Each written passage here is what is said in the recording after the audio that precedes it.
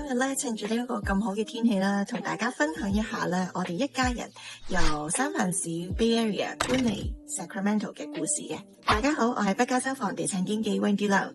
咁呢個故事咧，始於大概係疫情之前啦。咁我哋一家人咧，原本就住喺三藩市啦。當時咧，其實係得我同我先生兩個人，小朋友都仲未出世。嗰陣時覺得啦，兩個大人其實住邊度都冇乜所謂嘅。咁方便翻工就 OK 嘅啦。一路就喺三藩市度住啦。咁即使咧間屋好舊，有好多問題啦，其實我哋都覺得 it is what it is， 都唔係話太介意。咁我嗰啲舊屋嘅問題就好 common 啦，牆身漏水啊、發毛啊、塞渠啊、有老鼠啊、隔離屋食大麻咁。但係因為當時真係得兩個大人，其實接受咗咯。咁一路住落去，其實呢啲問題咧都冇改善過啦。咁最大嘅轉變就真係去到小朋友出世啦，疫情嘅開始啦，咁開始有啲轉變嘅心態，覺得小朋友唔可以喺一間發毛嘅屋嗰度住㗎喎，如果有老鼠咬佢嘅腳趾咁點算啊？會有好多呢啲咁啊擔憂啦。咁疫情咧亦都撞正咗，即係 hit 到我哋屋企。先生工作有段真空期啦，佢公司要去攞 unemployment， 令到我哋原本咧買屋嘅計劃咧係打亂晒，真係打亂晒。原本我哋係諗住喺 Bay Area 嗰度買屋。去準備啦，一路去睇屋啦，去睇唔同嘅 city 啦，去等小朋友一個好啲嘅環境去成長。成個計劃就係因為佢要攞 unemployment， 冇咗收入，做唔到貸款而棘住咗喺度。當時有疫情啦，小朋友出世啦，好多嘢一齊夾擊我哋屋企。而家諗翻起，真係一口眼淚。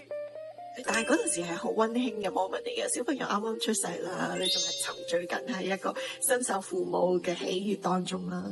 當時真係好 mixed feeling， 嗰幾年都唔知係點樣過。開始覺得呢間屋我唔可以再住落去啦，咁我哋搬走啦，咁就揾咗一個叫做臨時嘅居所啦。咁我哋就變咗搬咗去一個 apartment 度住，以為可以解決到舊屋嘅一啲問題啦。咁我哋就搬咗去 San Mateo County 度住，就唔再留喺三藩市，因為三藩市實在有太多嘅問題。最令我印象深刻嘅一個治安問題咧，就係有一日我放工啦，5、6點嘅時候，天已經黑齊啦。咁突然之間有個黑人咧就跳出嚟攔住我架車喎。咁咧佢又唔係想打劫我估計佢 either 係一個 drug zombie 啦，或者係傻噶啦。咁攔住我架車，咁就不停咁好大聲喺度 yelling 咁。佢又唔係鬧我，佢就喺度自言自語。咁我當下咧，我又異常地冷靜喎。我淨係諗，咩事啊？呢條友好彩我冇撞到佢啫，即係心裏面就係一個咁嘅感覺。咁我翻到屋企之後就同我先生去講翻呢件事啦。咁我先生咧就話：你千祈唔好響安去撥佢啊！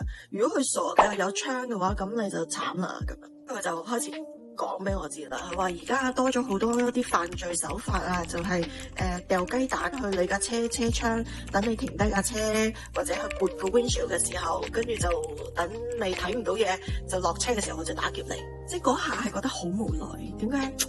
我哋夫妻間嘅對話成日都要講啲咁沉重、咁 heavy 嘅 topic 咧。佢呢個就係灣區嘅真實生活咯，即係呢個就係我哋當時住喺灣區嘅一個真實感受咯，就係傾偈嘅話題就係講點樣唔好俾人打劫啊，點樣去保護自己啊，點樣唔好遇到啲傻人要點樣去處理啊，即係呢啲嘅 topic 係咪幾無奈啊？其實對於呢啲事咧，我哋都係好麻木噶，即係成日都會遇到呢啲啊，或者聽到呢啲咁 negative 嘅嘢，我哋其實好麻木。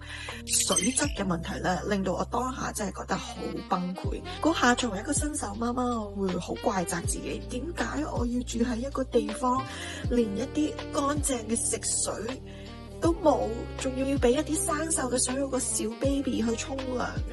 我係處於一個好自責啦，好崩潰嘅狀態。我崩潰到咧要上去啲媽媽 group 嗰度去抒發我嘅不滿嘅情緒。就算 filter 咗之後，嗰啲水都係有一陣嘅怪味。你會覺得究竟啲水安唔安全㗎？乾唔乾淨㗎？有冇問題㗎？點解啲水會有一陣咁奇怪嘅味道啊？某日我開一缸水俾我個小 baby 去沖涼，嗰缸水係黃色嘅。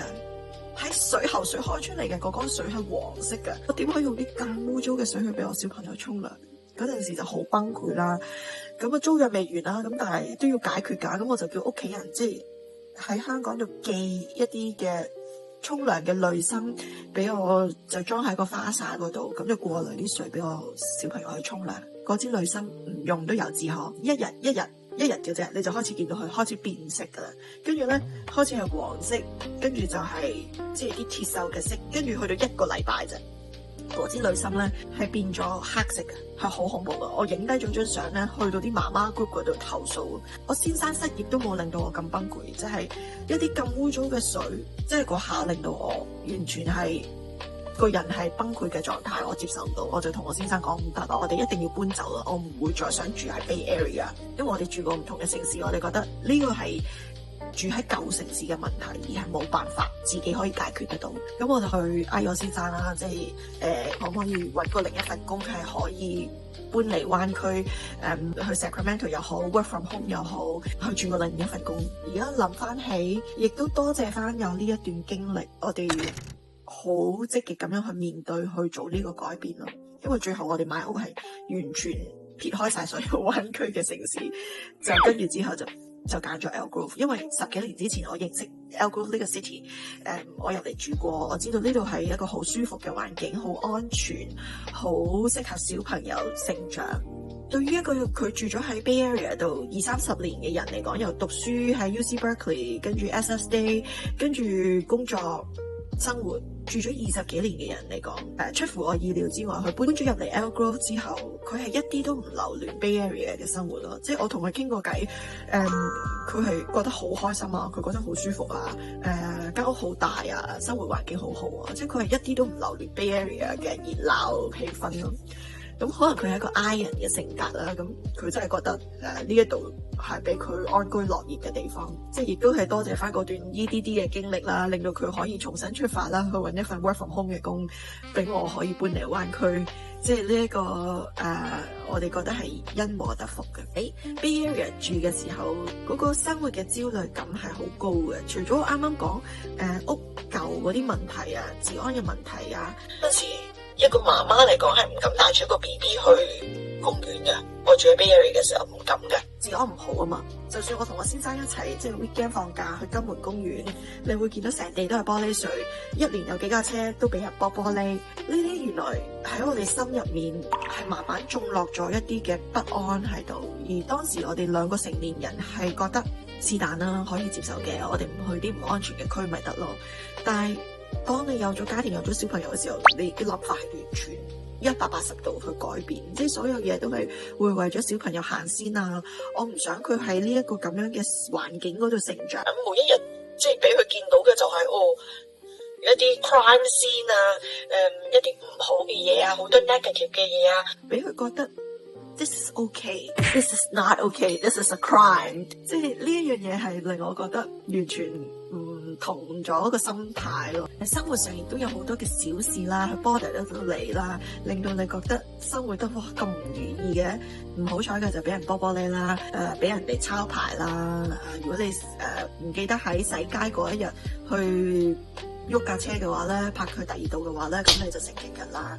喺 Elk Grove 咧冇呢啲嘢。如果你住喺 suburban 嘅話咧，基本上你唔會遇到我啱啱講嘅嘢。呢度冇洗街要抄 ticket 嘅嘢噶，冇嘅，因為個架車可能都會泊喺車房。但係喺 Bay Area 寸金尺土嘅地方係冇車房可以俾你泊嘅。大部分嘅人都會將個車房改做 living space， 因為 Bay Area 就係寸金尺土，你要接受咗佢個 city 就係有呢個特色喺度。而原來就係一啲喺生活上邊日積月累翻嚟對生活嘅焦慮感咯。咁當你搬嚟咗 Bay Area 嚟到 suburban 嘅時候，你嘅生活係覺得好輕鬆啦，與安全嘅焦慮感係會減低好多啦。成個 city 係好新淨啦，你唔需要擔心你啲食水唔乾淨啦，你唔需要擔心你要同人 share laundry 啊，揾唔到 parking 啊，或者俾人抄牌啊，俾人剝玻璃啊，即係喺 suburban 嘅生活就冇咗呢一啲嘅焦慮感喺度。咁啊，多謝你哋睇晒我成個嘅分享啦。今日我就講咗啦，我們成家搬嚟灣區嘅故事。生活喺灣區嘅你，又會唔會有同樣嘅安全焦慮感呢？我係北加州房地產經紀 Wendy Leung，多謝各位收睇，下次再見，拜拜。